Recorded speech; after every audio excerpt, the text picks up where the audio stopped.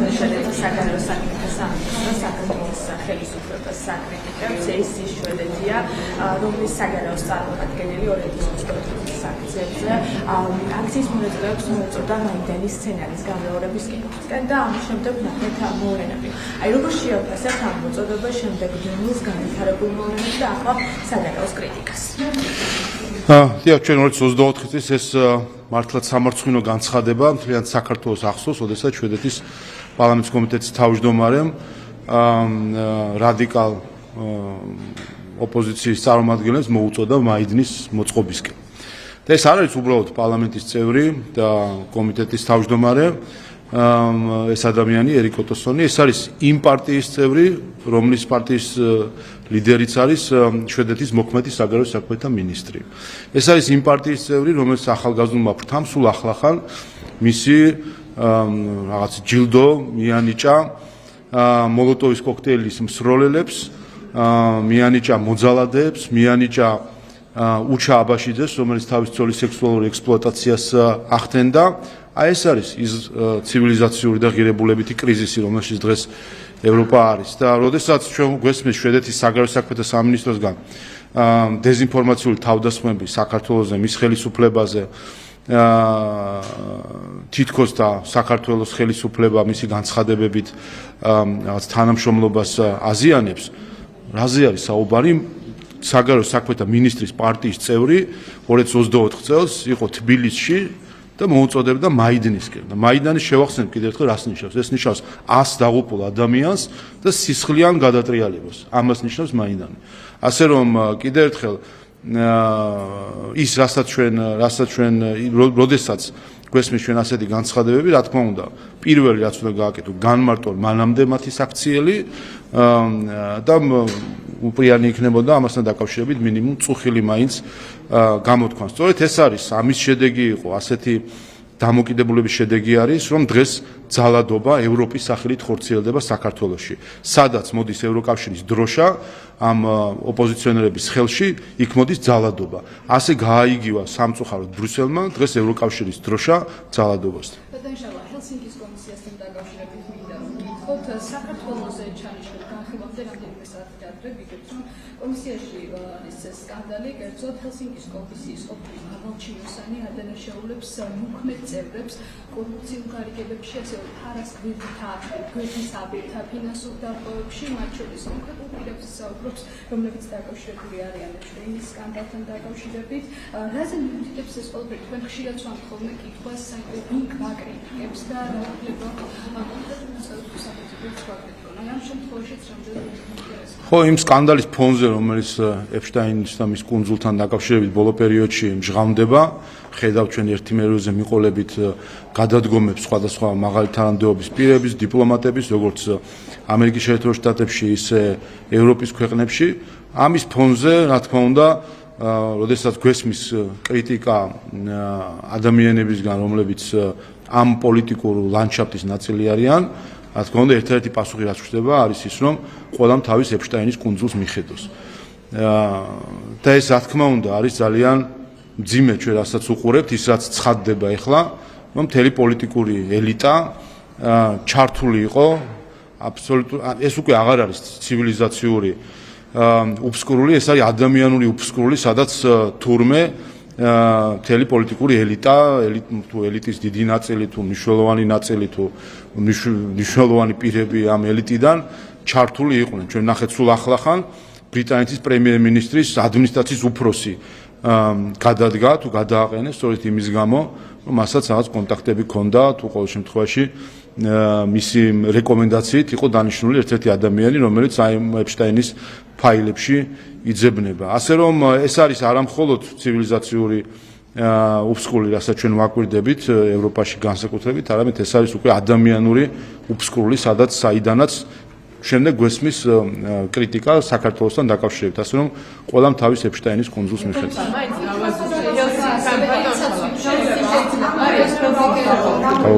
ჰელსინკთან დაკავშირების ხო, რაც კრიტიკულ პოზიციებს ელოდებთ და ზოგადად ჰელსინკის კომისიის ამ კრიტიკას და პოზიციებს რა გავლენა და ძალა აქვს ქართულ რეალობაში? მე მოლოდინი მაქვს, რომ გამოცხადება იქ ალბათონი ლორა თორნტონი და მაინტერესებს ის კვლავ კვლავ გაიმეორებს თუ არა თავის მოსაზრებას, რომ დონალდ ტრამპი არის სექსუალური მოძალადი.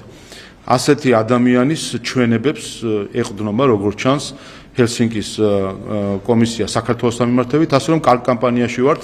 ადამიანი, რომელიც სექსუალურ მოძალადეს უწოდებს ამერიკის შეერთებული შტატების პრეზიდენტს, თურმე მისი ჩვენებები საქართველოს წინააღმდეგ არის ვინმესთვის საინტერესო. რა თქმა უნდა, ჩვენ არანაირი რაიმე მოლოდინი არ გვაქვს ჰელსინკის კომისიის მუშაობის სტილს ხედავთ ჩვენ, რომ აქვთ აბსოლუტურად ცხადი პოლიტიკური დღის წესრიგი ქართული ხალხის წინააღმდეგ და ამ დღის წესრიგს მიყვება რამდენიმე ლიდერი ამ კომისიის.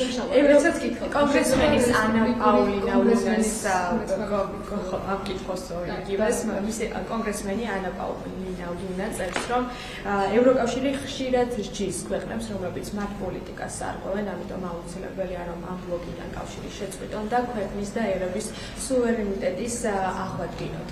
აი როგორ შეუდგენიათ ის ამ განცხადებას, რა არის საფუძველი და რატომ საუბრობენ ასე აქტიურად ევროკავშირში არსებულ კრიზისზე და იმაზე, რომ ქვეყნის ერების სუვერენიტეტის გაძლიერება არის ახალმნიშვნელოვანი. რა თქმა უნდა, სულ უფრო მეტი და მეტი ადამიანი საუბრობს იმაზე, რაც არის რეალობა და რასაც ემალება დღემდე ევროკავშირის ბიუროკრატიის ნაწილი. ერთი ნაწილი უშუალოდ ჩართული არის და არის შემოქმედი ამ კრიზისისა, რომელშიც მათ შეიყვანეს ევროკავშირი. კერძოდ იმისა, რომ ევროკავშირი მშვიდობის პროექტი აქციეს ზეწოლის მავნე პოლიტიკური დღის წესრიგის გატარების არარსებული იდეოლოგიების და გამოგონილი იდეოლოგიების თავსმოხვევის ინსტრუმენტად. დღეს დღევანდელი ევროკავშირი, დღევანდელი ბრიუსელის ხელში აცდენილია ყველაფრისგან, რაც კი შეიძლება ევროპასთან დავაკავშიროთ. ევროპულ კავშირში დღეს მხოლოდ სახელადღა არის დარჩენილი ევროპა და სხვა მხრივ ღირებულებებით, ფილოსოფიით, მიზნებით, საომავლო ხედვით მასში აღარაფერი სულ უფრო ცოტა რჩება ევროპული დღევანდელი ბრიუსელის ხელში და ამაზე საუბრობს უპირველეს ყოვლისა ამერიკის შეერთებული შტატები, სახელმწიფო, რომელმაც ევროპა და მათ შორის ევროკავშირი იმ სახით უზრუნველყო, რომლითაც ის შეიქმნა როგორც გაერთიანება მშვიდობისთვის და ღირებულებებზე და ხედავს ახლა ამერიკის შეერთებული შტატები, რომ ხელიდან წავიდა დღევანდელი ბიუროკრატიის ხელში ევროკავშირი მისი ღირებულებითი თუ სხვა მონაცემებიდან გამომდინარე. ამისავე ჩვენ ეს გვესმის ევროკავშირის შიგნიდან სხვადასხვა ქვეყნების მხრიდან, უნგრეთი, ჩეხეთი, სლოვაკეთი, ხედავთ ჩვენ გერმანიაში, საფრანგეთში, სხვა ქვეყნებში სულ უფრო ხმამაღალი ხდება ხალხი ამ ბრიუსელის ბიუროკრატიისგან თავსმოხვეული და არარჩეული ბიუროკრატიისგან, რაც მთავარია, თავსმოხვეული პოლიტიკის წინააღმდეგ და ის რასაც ჩვენ საუბრობდით რამდენიმე წლის წინ, დღეს კიდევ ერთხელ აი უკვე მე რამდენად დასტურდება, რომ თავის დროზე, რასაც ვამბობდით, ეს ყველაფერი იყო სიმართლე. შესწავლელი დროებითი კომისიის ხდომა სამფერმაცია ხდომის შემდეგ ეს უკვე სხვადასხვა სამფერმაცია კომპანიების წარმომადგენლებს ოდებით თუ როგორ იგულებს პარლამენტის როლს ამ პრობლემის გადაჭრაში და მნიშვნელოვანია რომ აქტიურად დაიწყოს მუშაობა საკითხზე. პარლამენტს აქვს განსხვავებით სამთავრობო კომისიის მუშაობისგან აქვს კიდევ უფრო მნიშვნელოვანი ფუნქცია, რომ ეს იყოს საჯარო ჩვენს მოსახლეობასთან ერთად განხილვის საკითხი და ყველამ ერთად მოვისმინოთ და ვიყოთ მონაწილე ამ პროცესის, როგორც პარლამენტი, ისე ბიზნესის წარმომადგენლები სხვადასხვა რგოლისა, რომელიც ჩართული არის, იქნება ეს პროდუქტები, საწვავი თუ მედიკამენტები ამ პროცესში, ვინც არიან ჩართული, მათთან ერთად განვიხილოთ. როგორ წარმოიშვა ფასები, სად არსებობს გამოწვევები პრაქტიკის მხრივ, კანონმდებლობის მხრივ, მენეჯმენტის მხრივ, ნებისმიერი საკითხი ყველა ერთად მოვისმენთ და ყველა ერთად უნდა შევთანხმდეთ რა გზით მოვახერხოთ ჩვენ შემდეგ ის რომ საქართველოში ფასები იყოს ადეკვატური იმ მხრივ რომ ბიზნესმაც ნახოს თავისი მოგება, მაგრამ ამავე დროს გამოიჩინოს სოციალური პასუხისმგებლობა და არ გამოიყენოს სხვადასხვა ინსტრუმენტები იმისთვის, რომ ზემოგებებზე იყოს ორიენტირებული სოციალური პასუხისმგებლობის გარეშე. რაკმე თუ არ ქონდათ ეს სოციალური პასუხისმგებლობა, მომავალში რა გავუჩენთ? იქნება წინაპირობა ეს პროცესი იმის, რომ მართლაც იბრძნენ, რომ ერთის მხრივ მათ უნდათ მეტი დოვლატი და მოგება, მაგრამ ამით ადამიანებს ზიანი არ უნდა მიაყენონ. სახელმწიფოს ფუნქციაც სწორედ ეს არის, ჩვენ რა თქმა უნდა გვესმის ულტრალიბერალებისგან, რომ ბაზარი ყველაფერს არეგულირებს, მაგრამ სიამოვნებაში ასე არ არის. ბაზარი ყველაფერს ვერ არეგულირებს და პირიქით თავისუფალ ბაზარს აქვს თავისი ხარვეზები და სწორედ ამ ხარვეზების გამოსწორების ფუნქცია აქვს სახელმწიფოს, სადაც ხედავთ ჩვენ, რომ თავისუფალი ბაზრის გამოყენებით ხდება სხვადასხვა შეიძლება კარტელური ხასიათის გარიგება იყოს, მონოპოლიების წარმოშობა იყოს, ესეც თავისუფალ ბაზარში ხდება ხოლმე და სახელმწიფო სჭირდება ამას, რომ ეს ხარვეზები შეასწოროს, გამოავლინოს და შესაბამისად გამოავლინოს და შეასწოროს. ასე რომ ამაში არის ჩვენი ამოცანა, იქნება ძალიან კიდევ ერთხელ ინტენსიური მუშაობა, ყველაფერი იქნება საჯარო, ჩართულები იქნებიან როგორც ბიზნესის წარმომადგენლები, ისე საექსპერტო მოსაზრებებსაც მოვისმენთ და ყველა ერთად ჩვენს მოსახლეობასთან ერთად მივიღებთ საბოლოო გადაწყვეტილებას რა გზით ვიმოქმედოთ. უნივერსიტეტების გაერთიანებასთან დაკავშირებით ვკითხავთ, როგორც ხედავთ ამ გადაწყვეტილების შეცვლილი ტექნიკური უნივერსიტეტის არჩევა, ორმხრივი გადაწყვეტილება იყო, თქვენ ესე ამბობთ, მაგრამ თქვენი ოპონენტები ამბობენ, რომ ეს არის უკან დახევა. რა იქნება მომავალში, რას იკეთებს მოხდეს ტექნიკური უნივერსიტეტის შენარჩუნება და კრიტიკასაც რომ იპასუხოთ, რომ ჩქარობთ და შემდეგ უკან იქნება. უპირველეს ყოვლისა, უმაღლესი განათლების რეფორმის კონცეფცია არის გააზრებული ფუნდამენტური რეფორმის გეგმა და ხაზი მინდა გაუსვა, რომ ეს იქნება ისტორიული რეფორმა განათლებისა, მისი შედარება ალბათ შეიძლება მხოლოდ თბილისის სახელმწიფო უნივერსიტეტის თავის დროზე დაარსების პერიოდთან, როდესაც საქართველოში უმაღლესი განათლების სისტემა იქმნებოდა, ასე ვთქვათ, პირველად იქმნებოდა. ასეთი ხასიათის შედეგი ექნება უმაღლესი განათლების ხარისხის, მისი ინსტიტუციური მოწყობის, ინფრასტრუქტურული მოწყობის თვალსაზრისით ამ რეფორმას. ამიტომ მნიშვნელოვანი არის, რომ მთავრობა კონცენტრირებული არის მთავარ მიზნებზე და ამოცანებზე ამ რეფორმის. მისი მთავარი ფუნდამენტური კონცეპტუალური რეფორმის კონცეპტუალური ერთ-ერთი ამოცანა კი არის პრინციპი ერთი ქალაქი, ერთი სახელმწიფოს მიერ დაფინანსებული ფაკულტეტი და ამ პრინციპს მიყვება. რა თქმა უნდა, ამ მხრივ შეიძლება იყოს სხვადასხვა ახსულების ინსტრუმენტები, ერთ-ერთ ინსტრუმენტზე, რაზეც განათლების სამინისტრო ფიქრობდა, ეს იყო მათ შორის ერთი დიდი თესეუს უნივერსიტეტის და თბილისის სახელმწიფო უნივერსიტეტის და ტექნიკური უნივერსიტეტის გაერთიანებით ერთი დიდი უნივერსიტეტის შექმნა, ის როგორც ეს თავის დროზე ივანე ჯავახიშვილმა შექმნა, როგორც ერთი დიდი უნივერსიტეტი არა მხოლოდ საქართველოს მასშტაბით, არამედ რეგიონის მასშტაბით. თუმცა ეს იყო ერთ-ერთი ასე ვთქვათ გზა ან ინსტრუმენტი თავარი მიზნის მისაღწევად იყოს ერთი ქალაქი, განხორციელდეს ერთი ქალაქი, ერთი ფაკულტეტის პრინციპი. თუმცა ჩვენ ნახეთ, რომ პრემიერს და განათლების მინისტრს ჰქონდა ძალიან ნაყოფიერი განხილვა ტექნიკური უნივერსიტეტის წარმომადგენლებთან, ზოგადად ამ დღეებში მიდიოდა განხილვა.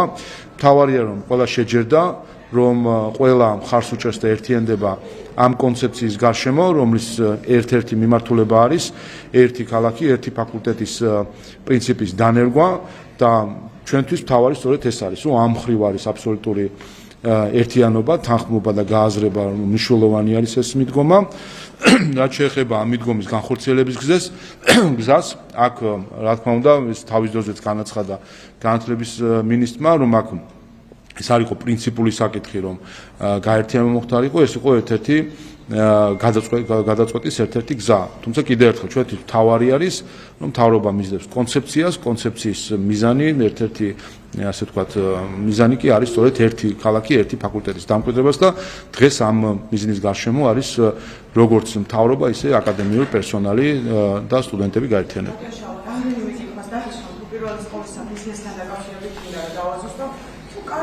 გარიგებებზე არის რეჯიმი. ამ დრომდე პარლამენტს რატომ არ ჰქონდათ რეაგირება ამ ყველაფერზე და რატომ მიეცა ვიზდეს უფლება დიდ მოგებაზე ხალხის ხარჯზე ემუშა? პარლამენტი რატომ რეაგირებდა ამ დრომდე თუ გარიგებებთან? ჩვენ არ ვიცით რა პროცესები არის, ამიტომაც არის კომისია შექმნილი, ეს ყველაფერი შეისწავლოს, რაც ვიცით ჩვენ რომ არის საშუალო ფასნამატი 86%, რაც ასე ვთქვათ, შრალი შედარებით სხვა ქვეყნებთან არის ჭარბი ჩვენი აზრით და ამიტომ გვაინტერესებს დეტალებში ჩავიხედოთ, როგორ წარმოიშობა ეს ფასნამატი. და ეს გვაჩვენებს შემდეგ, აქ არის რაიმე ობიექტური, სუბიექტური მიზეზები, რა მოვლენებთან გვაქვს საქმე და ამის შედეგად მივიღეთ მონაწილეობა. საერთოდ გადაწყვეტილებას თუ როგორ ვიმოქმედოთ. თუ იქნება რაიმე საკანონმდებლო რეგულაცია საჭირო, რა თქმა უნდა, პარლამენტი ამას გააკეთებს, თუ იქნება პრაქტიკაში რაღაცა შესაძლებელი, ამას მთავრობა გააკეთებს, თუ იქნება მეტი სოციალური პასუხისმგებლობა გამოსაჩენი, ამას ბიზნესი გააკეთებს. იმედი გვაქვს. რაც შეეხება პარლამენტის აქამდე საქმიანობას, ჩვენი საქმიანობა სწორედ საკანონმდებლო ბაზის შექმნა არის, მათ შორის კონკურენციის სააგენტოსი, რა თქმა უნდა, ჩვენ კონკურენციის სააგენტოს აზრისაც მოვისმენთ ამ საკითხებთან დაკავშირებით. არაფერს აკეთებდა პარლამენტი, ამას გეკითხებით, გარიგებებზე შესაძლოა ეჭვი, თუ მტკიცებულებები უფრო ეჭვი აქამდე არ გქონიათ, მაგრამ ფასები მიზრდებოდა, ეს ხო ყველამ კარგად იცოდით აქამდე და რა ვიცი, არავინ არ დაფიქრებულ ხართ, რა ხდება და ამ ფასნამატი რატომ არის პარლამენტი აქამდე ნებისმიერი დროში განსაზღვრული მომენტისთვის არსებობს ასევე აქამდე მომენტი, ასე რომ ეს ერთი წლის წინაც რომ ყოფილიყო, თქვენი ტყოდით აქამდე, ან ნახევარი წლის წინაც აქამდე და 2 თვის შემდეგ რომ ყოფილიყო, იტყოდით აქამდე. მთავარი არის რომ პრემიერის ინიციატივა გახდათ ეს და პრემიერმა ძალიან ხედავთ თქვენ და მათ შორის დარწმუნებული ვარ, საზოგადოებაც ხედავს მისი დებატებში მონაწილეობით, თუ რამდენად დეტალურად არის ის გაცნობილი ამ საკითხს და რამდენად დეტალურად სწავლობს მთლიანად ფასწარმოქმნის ჯაჭვს და არა მხოლოდ საქართველოს კუთხით და გამოცდილებას უყურებს, არამედ ქვეყნის გარეთ არსებულ გამოცდილებას. ასე რომ თავარი ეს არის, რომ საქართველოს პრემიერ-მინისტრის ლიდერობით ეს თემა იცა ერთ-ერთ მნიშვნელოვან საკითხად მთავრობისთვისაც და პარლამენტისთვისაც. შეიძლება როგორც გავცემდა ინფორმაცია, მამაკაც მინარაძე ყოფილებოდა ამერიკის შეერთებულ შტატებში. მინარაძის ვიზიტის შემდეგ რაიმეზე გაქვთ მოუხსნიან თუ არა სანქციებს ბიძინა ივანიშვილს. ჩვენ ვამბობთ კიდევაც რომ საქმიანი ურთიერთობა სახელმწიფო სხვადასხვა ინსტიტუტებს შორის გრძელდება. ასე რომ თქვენ ნახეთ სახელმწიფო უსაფრთხოების სამსახურის განცხადებაც ეს იყო რა თქმა უნდა საკითხი რომელიც უსაფრთხოების ნაწილში თანამშრომლობას ეხება და ჩვენთვის მნიშვნელოვანი არის იმ გამოწვევების ფონზე რომელიც დღეს გლობალურად არსებობს და იმ პოლიტიკის ფონზე რომელსაც ამერიკის შეერთებული შტატები ატარებს რომ შეამციროს კონფლიქტები და უზრუნველყოს მშვიდობიანი განვითარება ამ მხრივ ამერიკის შეერთებული შტატების და საქართველოს უსაფრთხოების სამსახურების თანამშრომლობა ასე რომ ჩვენ საქმიანი და სამსახურებრივი ურთიერთობები რა თქმა უნდა მნიშვნელოვანია. იყო თუ არა საუბარი მათ შორის და გაქვთ თუ არა მოლოდინი რომ ამ ვიზიტის შემდეგ შესაძლოა ბიძინა ივანიშვილის სანქციები მოეწოს. სახელმწიფო უსაფრთხოების სამსახურის განცხადებაში მოცემული არის რა იყო ვიზიტის მიზანი, საფუძველი და რა იყო შინაარსი, ასე რომ მეც ვერ შვილი არ იყო ვიზიტის შინაარსი, მიზეზი და მიზანი.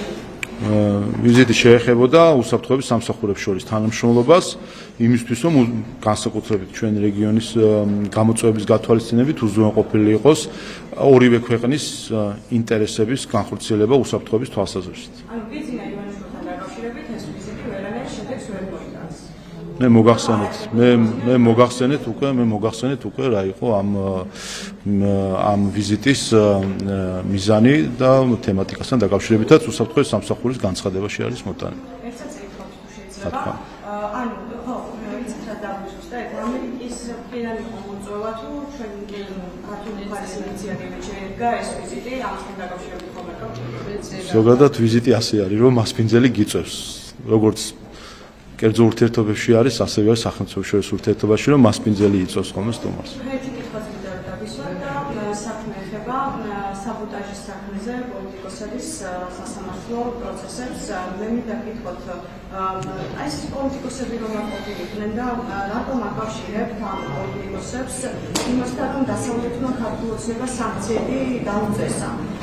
ოპოზიცია როგორ შეიძლება და ყოფილიყო სანქციების მიზეზი, რა შეიძლება გითხრათ? ეს პროკურატურის საკითხი არის თუ რა კონკრეტული მტკიცებულებები აქვს ბრალისთვის და ასე შემდეგ პოლიტიკურ შეფასებას რაც შეეხება ეს ყველაფერი ჩვენ თვალწინ ხდებოდა ამ პოლიტიკოსების საქციელი, რომელიც თავისუფლად შეიძლება შეფასდეს როგორც ღალატი პოლიტიკური მნიშვნელობით, როგორ შეფასდება ეს სისხლის სამართლებრივი მნიშვნელობით, ეს უკვე პროკურატურის და სასამართლოს საკითხია და მართლმსაჯულების სისტემის საკითხია, თუმცა მე მგონი მოსახლეობამ ეს უკვე შეაფასა ცალსახად როგორც ქვეყნის ღალატი. Ოდესაც ცდილობ, რომ გამოიწვიო ხან ბომბების წვიმა, ხან სანქციების წვიმა, ხან განცხადებების წვიმა და ასე შემდეგ. Ოდესაც შენ ქვეყანას ებრძვი, რა თქმა უნდა, შენ ხარ ამ ქვეყნის მოწინააღმდეგე და მტრული პოლიტიკის გამტარებელი, ასე რომ პოლიტიკური სასჯელი მათ უკვე მიღებული აქვთ, რაც ასევე არჩევნებზე გამოიხატა, რაც შეეხება სისხლის სამართლებრივ პროცესს, ამას მართლმსაჯულება განსჯეს. მე მაინტერესებს საკუთარ დაუშვათ საკუთარ თავს რატომ ვერ ხედავთ, თუ შეიძლებოდა თქვენი პოლიტიკა გამხდარიყო სანქციების მიზეზი და არა ოპოზიციონერი პოლიტიკოსები. როგორ შეიძლებოდა, რომ ოპოზიცია გამხდარიყო მხოლოდ მიზეზი და თქვენი ქმედებები არაფერ შუაში არ ყოფილიყო ამ სანქციებთან. ეს თქვენს დანაშაულს ან თქვენს როლს ვერ ხედავთ ამ სანქციების დაგესებაში, ოპოზიციამ განაპირობა, რომ ეს სანქციები დაწესებულა. ვინ რა განაპირობა, რა მნიშვნელობა აქვს უსამართლობას, ვინ განაპირობებს უსამართლობა თავისი არსით, მაგრამ როდესაც ვაფასებ ჩვენ ქართველი უსამშობლოების მოქმედებას პოლიტიკურ ჭრილში, კიდევ ერთხელ ხა ეს როდესაც ჩვენ ეს ისტორიაში ნანახია, როდესაც ქართველი გარბის სხვაგან და ხან ჩვენ ისტორიის განმავლობაში სხვა დედაქალაქებში დარბოდნენ სხვადასხვა გეოგრაფიული მიმართულებით, ხან აღმოსავლეთში, ხან ჩრდილოეთში, ხან სამხრეთში და ხან დასავლეთში, იმისთვის რომ შეკრა იქ რაზმი დააყენო შენი ქვეყნის ხელისუფლებას, გადააგდო ხელისუფლება, ძირი გამოუთხარ ამ ყველაფერს, ამას ისტორიულს ნებისმიერ მონაკვეთში ჩვენი 3000 წლოვანი სახელმწიფოებრივი გამოცდილებისა ნებისმიერ მომენტში ამას ერთხვა ღალატი. ყოველთვის ეს იყო ღალატი. და ეს ხალხი, ვინც ამას ჩადიოდა, ბაღვაშები, დიპარიტები, ორჯონიკიძეები და სხვები, ვინც ამას ჩადიოდა, ყველას საზოგადოებამ გამოუტანა პოლიტიკური განაჩენი და დაუძახა მოღალატე. ასე რომ ეს არის, ამას უნდა შეეგუენ, როდესაც გარბი ხარ სხვაგან, იმისთვის რომ სხვა გამოიყენო, უცხო გამოიყენო შენის წინააღმდეგ, უცხოს გამომყენებელი საკუთარის წინააღმდეგ, უცხოს გამომყენებელი საკუთარის წინააღმდეგ, ქვია მოღალატე. და ეს გზა აირჩიეს და პოლიტიკურად ესე შეფასებულია. სისხლის სამართლებრივ განზომილებას რაც შეეხება, ამას მართლმსაჯულება დაადგეს. და ერთზე თქვენ ფაქტობრივად ამ სასამართლო პროცესებით აღიარებთ, რომ სანქციები ქვეყნის პრობლემა არის. ყოველთვის ამბობთ, რომ აი ამ სანქციებს ჩალის ფასი აქვს და ბოლოს უკვე ის ჩალის ფასი აღარ აქვს. ესე იგი ქონია რაღაც ფასი თქვენთვის სანქციებს იმდენად, რომ ოპონენტების დაკავებასაც გიაპირებთ და სასამართლო პროცესები ჩვენ არაფერს არ ვაპირებთ ამას მართლმსაჯულების სისტემა წვეთს, ვის რა ბრალი წაუყენოს და რა პროცესი იყოს, რაც შეეხება პოლიტიკურ შეფასებას, რა თქმა უნდა, ჩვენს მნიშვნელოვანია, რომ მოღალატეებს დაერქვას მოღალატეები და პოლიტიკაში მოღალატეები არ იყვნენ. ეს ზოგადად ჩვენთვის ყოველთვის მნიშვნელოვანი იყო ისტორიულადაც, რომ მოღალატეები პოლიტიკაში არ იყვნენ. სანქციები თქვენთვის როგორც ჩანს მნიშვნელოვანი იყო და პრობლემა იყო გადამშავა. ადასტურებთ ფაქტობრივად ოპონენტების აი ამ სასამართლო პროცესები დაწყდება, რომ მაინც და მაინც ჩალისფასი არ ქონია ამ სანქციებს თქვენთვის და ვერ შემიადგინეთ ამ სანქციების და არა. ხალხის დაჟას აპირებთ, რომ აი მეორედან დაბედოთ, რომ რაღაცა თქვენი ქმედებების და პროტესტის გამო ჩვენ ვინმე სანქციები დაგვიწყოს. ამას აჩვენებთ ეხლა საზოგადოებას? არა, სანქციებს რა თქმა უნდა მნიშვნელობა ქონია იმისთვის, რომ გაგვერკვია ვინ არის ჩვენი მეგობარი და ვინ არის ჩვენი არამეგობარი. ამ მხრივ ეს იყო დიდი ლუსტრაციის პროცესი, ჩვენ ვიხილეთ და ძალიან კარგად გამოჩნდა. აი ნახეთ ბალტიის ქვეყნების ქცევა ქართული ხალხის მიმართ როგორი იყო. ეს ხომ ის დასკვნებია, რომელიც ქართულმა ხალხმა გააკეთა, მაგალითად ბალტიის ქვეყნების ხელისუფლებებთან დაკავშირებით, რომელსაც რა თქმა უნდა წლები დასჭირდება და ბევრი ხელისუფლების შეცვლა ბალტიის ქვეყნებში, რომ მათ ქართველების გული კიდევ ერთხელ მოიგონ. სამწუხაროდ ის დანა, რომელიც ზურგში ჩაგვარტყეს ზოგიერთმა ხელისუფლებებმა, ეს რა თქმა უნდა ჩვენ გვემახსოვრება და ქართულ ხალხს ძალიან კარგად დაემახსოვრება, როგორ მოიქცნენ ადამიანები, რომლებსაც ჩვენ ყველანაირად ვემეგობრეთ, ყველანაირი ძმობა, პარტნიორობა, გვერდში დგომა ვაჩვენეთ და აი წვრილმან სააკაშვილებში გაგცვალეს და ესეთ წვრილმან პოლიტიკურ ინტრიგებში გაგცვალეს ხალხმა, რომელიც ჩვენთან ერთად ერთ სახელმწიფოში იყო საბჭოთა კავშირში, კიდევ უფრო მეტი ზიანის მოყენება განიზრახეს, ვიდრე სხვებმა. ასე რომ, რა თქმა უნდა, ამ მხრივ აი ამ ასე ვთქვათ, არასასრულ პირებად აღიარება, სანქციებს ასე შემდეგ, ქონდა მნიშვნელოვანი ლუსტრაციის ეფექტი ქართველი ხალხისთვის და ამას კარგად ხედავთ. მათ შორის ხედავთ ბრიუსელი თურმე სწორედ მათმა ამ ქცევამ დაანახა ქართულ საზოგადოებას, რომ არანაირი კავშირი ბრიუსელსა და ღირებულებებს შორის არ არსებობს ესაჩვეულებული პოლიტიკური დღესდღეობის გამტარებელი ინსტიტუცია. ეს ადამიანები გაუშვათ სასამართლო მიიღოს გადაწყვეტილება ციხეში გაშვების, ხო? აი რა შეიძლება ამის შემდეგ? ბრიუსელი აზრს შეიცვლის თქვენთან დაკავშირებით, თუ შეიძლება ვერიგით უფრო მეტი სანქცია წამოვიდეს თქვენი მიმართულებით, თუ ოპოზიციურ პარტიებს აკრძალოთ, რასაც აპირებთ და თუ ციხეში წავლენ ეს ადამიანები. რა შეცვლით? პირიქით ხომ არ გაართულებთ თქვენს მდგომარეობას, ისედაც დამძიმებულს, რაც სანქციებში არის? ზოგიერთ მე რო უყურებ ბრიუსელში და ზოგიერთ დედაქალაქში, სანქციები კი არა, მათი ნება რო იყოს, ტანკსაც შემოიყვანდა აქ დემოკრატიის დასამყარებლად. საშუალებები არ აქვს, თორე ჭკუა ზოგიერთს არ მოეკითხება ამ ხრივ და ვატყობ ჩვენ ამის გამკეთებლებიც კი არიან ზოგიერთები. ასე რომ ჩვენ კიდევ ერთხელ რაც შეეხება მართლმსაჯულების მიმართულებას, ეს არის ბრალდების და მართლმსაჯულების სისტემის საკითხი, აქ მნიშვნელოვანი არის იმ მხრივ რომ ახსულდეს მართლმსაჯულება, ერთი, მეორე ჩვენთვის მნიშვნელოვანი არის პოლიტიკური შეფასება, რაც უკვე გაკეთებული არჩევნებზე, რომ ეს ადამიანები ჩადიოდნენ ღალატ ქვეყნის წინააღმდეგ, ისინი ვინც ბომბების წვიმას ითხოვდნენ და აგერ თებერვალი მოდის ახლა და რა თქმა უნდა ჩვენ გავიხსენებთ რა ხდებოდა 2022 წლის თებერვალ-მარტში. ამ ყველაფერს გავიხსენებთ წუთობრივად, საათობრივად გპირდებით ამას. ყველას გავახსენებთ, ყველა სიტყვას, როგორ გვითრევდნენ ომში შინაურები თუ გარეულნები, რას გვეუბნებოდნენ, როგორ ატარებდნენ პარლამენტის წინ, გახსოვთ თქვენ აქციებს, იმ მოთხოვნით რომ გაგვეგზავნა მეომრები, საომრად გაგვეგზავნა ქართველები უკრაინაში, აი ეს ხალხი, ვინც უცხოეთიდან ფინანსდებოდა, დღეს რომ იმას ქართულ საზოგადოებას ეძახის შვედეთის საგარეო საქმეთა მინისტრი, იმ ხალხს ეძახის და იმ ხალხს აძლევს ჯილდოებს, რომლებიც ქვეყანას ვიღაცების დავალებით ომში ითრევდა. ასე რომ განაჩენი მნიშვნელოვანია როგორც პოლიტიკური, ისე სამართლებრივი. ციხეში გაშვების შემდეგ, პოლიტიკური პარტიების აკრძალვის შემდეგ, არაფერებს გარდა ბევრი რამე მოხდა ბოლო პერიოდში, ბევრი კანონი იქნებოდა თუ პოლიტიკური ნაბიჯი რაც გადადგინდა. თქვენ რა განაჩენს ელოდებით მათგან? გულისხმობ სანქციებს, გულისხმობ განკაცებულ პოლიტიკის გასაზრდას. კიდევ ერთხელ ჩვენ ვნახეთ რამდენიმე წლიანი განუწყვეტელი თავდასხმა ქართულ ხალხზე იმისთვის, რომ საქართველოში დაესვათ მარიონეტული რეჟიმი. ეს თავდასხმა მოიცავდა როგორც ეკონომიკურ თავდასხმას, პოლიტიკურ თავდასხმას, უსაფრთხოების სისტემებზე თავდასხმას. ეს ყველაფერი ორკესტრირებული იყო გარედან, სამწუხაროდ ევროპის შუაგულიდან იყო ორკესტრირებული, როგორც ეკონომიკური, ისე პოლიტიკური, ისე უსაფრთხოების მიმართულებით თავდასხმები ქართული ხალხის წინააღმდეგ. შედეგი რა არის? საქართველო არის ლიდერი ეკონომიკური განვითარების მაჩვენებლებით, საქართველო არის ლიდერი მართლობითი ინსტიტუციების სიძლიერის მიმართულებით, აი გუშინ გამოქვეყნდა კიდევ ერთი ინდექსი, სადაც აჩვენებს, რომ იმდენად თურმე უკან ვიხევთ, რო კითხო ბრიუსელს, იმდენად უკან ვიხევთ, რომ ევროკავშირის 7 ქვეყანას უსწრებთ. არ ვიცი ეს როგორი უკან დახევარო, თან წინ უსწრებთ ევროკავშირის 7 ქვეყანას, ნატოს 10 ქვეყანას და თქვენ წარმოედგინეთ ყველა მოლაპარაკება გახსნილ კანდიდატ ქვეყანას თურმე უსწრებთ ყველაფერში. ასე რომ ეს ხო კიდევ ერთხელ აჩვენებს, რომ საქმე გვაქვს ფარსთან, ღირებულებებისგან აცდენასთან და ჩვენთვის კიდევ ერთხელ ამ პროცესს მოაქვს მხოლოდ დადებითი იმ მხრივ, რომ ვერ გვაზიანებს ვერც ერთი მიმართულებით, გვაძლიერებს ყველა მიმართულებით და საზოგადოებისთვის ეს არის უნიკალური ლუსტრაციის პროცესი იმ